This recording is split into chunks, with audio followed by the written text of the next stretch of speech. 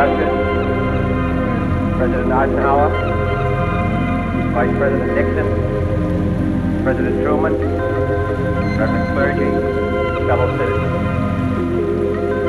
We observe today not a victory of party, but a celebration of freedom, symbolizing an end as well as a beginning, signifying renewal as well as change.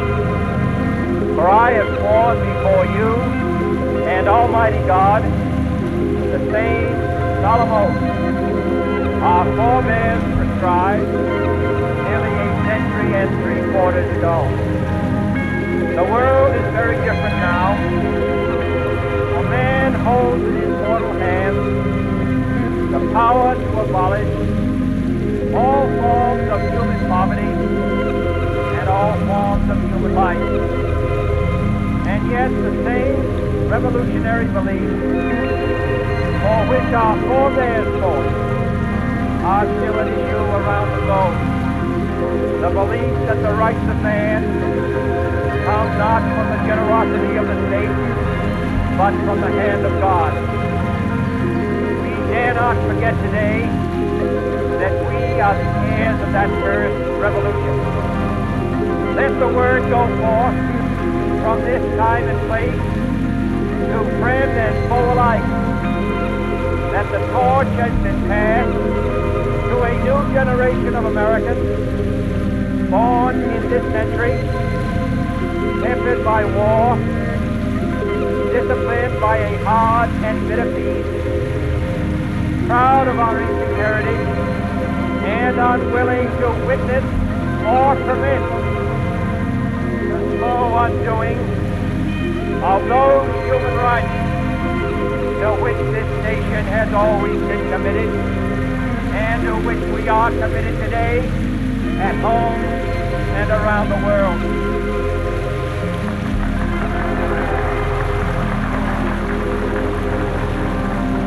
Let every nation know, whether it wishes us well or ill, that we shall pay any price, bear any burden, meet any hardship, support any friend, oppose any foe to assure the survival and the success of liberty.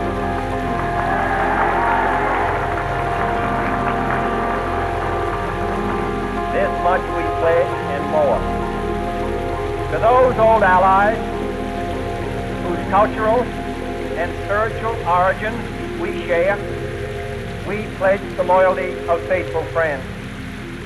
United, there is little we cannot do in a host of cooperative ventures. Divided, there is little we can do, for we dare not meet a powerful challenge at odds and split asunder. To those new states whom we welcome to the ranks of the free, we pledge our word that one form of colonial control shall not have passed away merely to be replaced by a far more iron tyranny. We shall not always expect to find them supporting our view, but we shall always hope to find them strongly supporting their own freedom, and to remember that in the past, those who foolishly sought power by riding the back of the tiger ended up inside.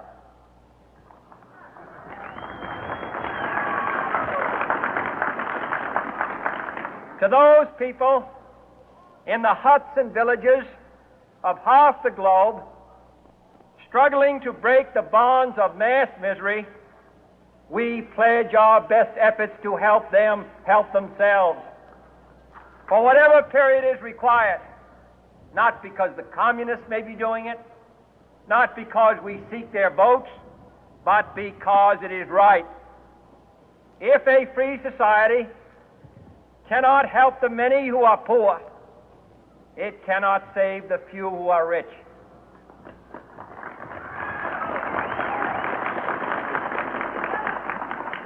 To our sister republics south of our border, we offer a special pledge to convert our good words into good deeds, in a new alliance for progress, to assist free men and free governments in casting off the chains of poverty.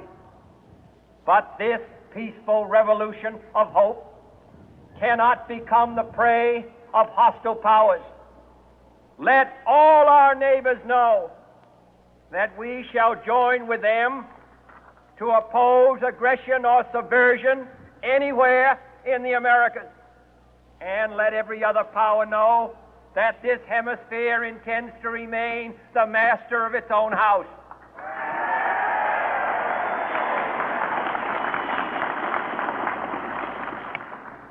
To that World Assembly of Sovereign States, the United Nations, our last best hope, in an age where the instruments of war have far outpaced the instruments of peace, we renew our pledge of support to prevent it from becoming merely a forum for invective, to strengthen its shield of the new and the weak, and to enlarge the area in which its writ may run. Finally, to those nations who would make themselves our adversary, we offer not a pledge, but a request that both sides begin anew the quest for peace. Before the dark powers of destruction, unleashed by science, engulf all humanity in planned or accidental self-destruction, we dare not tempt them with weakness, for only when our arms are sufficient beyond doubt can we be certain beyond doubt that they will never be employed.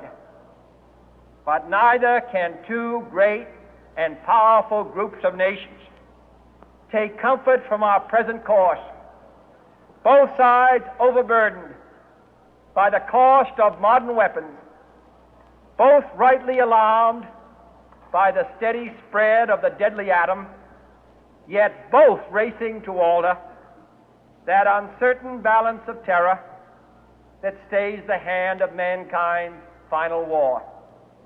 So let us begin anew, remembering on both sides that civility is not a sign of weakness, and sincerity is always subject to proof. Let us never negotiate out of fear, but let us never fear to negotiate.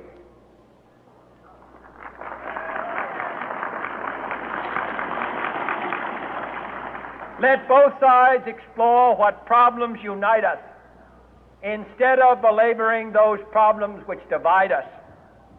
Let both sides, for the first time, formulate serious and precise proposals for the inspection and control of arms, and bring the absolute power to destroy other nations under the absolute control of all nations.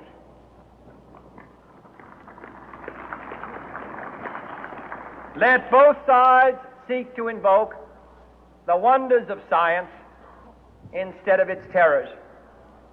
Together, let us explore the stars, conquer the deserts, eradicate disease, tap the ocean depths, and encourage the arts and commerce. Let both sides unite to heed in all corners of the earth the command of Isaiah to undo the heavy burden and let the oppressed go free. And if a beachhead of cooperation may push back the jungle of suspicion, let both sides join in creating a new endeavor, not a new balance of power, but a new world of law, where the strong are just and the weak secure and the peace preserved. All this will not be finished in the first 100 days, nor will it be finished in the first 1,000 days, nor in the life of this administration, nor even perhaps in our lifetime on this planet. But let us begin.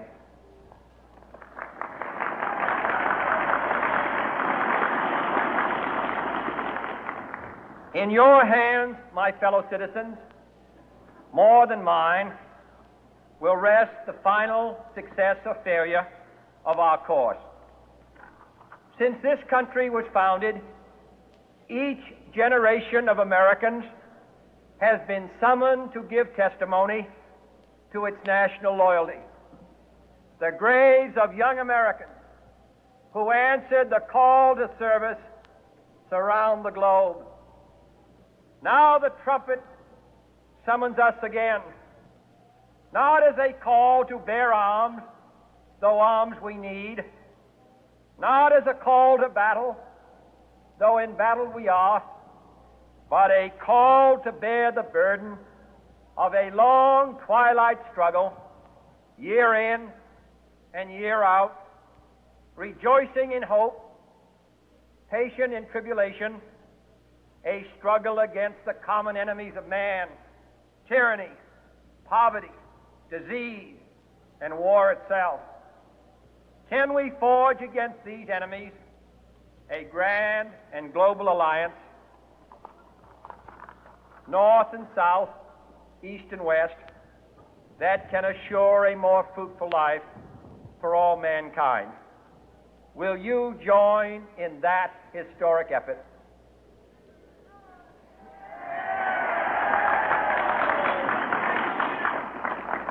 In the long history of the world, only a few generations have been granted the role of defending freedom in its hour of maximum danger. I do not shrink from this responsibility. I welcome it.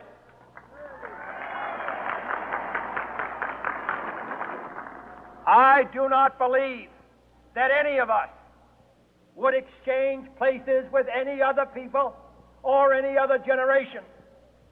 The energy, the faith, the devotion which we bring to this endeavor will light our country and all who serve it.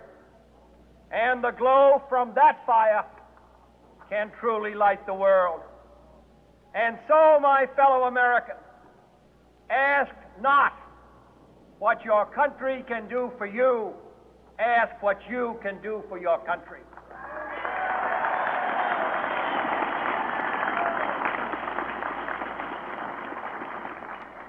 My fellow citizens of the world, ask not what America will do for you, but what together we can do for the freedom of man.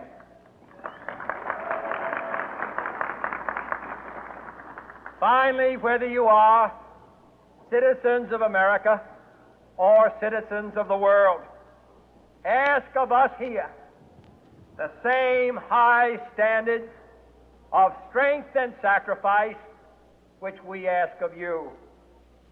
With a good conscience, our only sure reward, with history the final judge of our deeds, let us go forth to lead the land we love, asking His blessing and His help, but knowing that here on earth, God's work must truly be our own.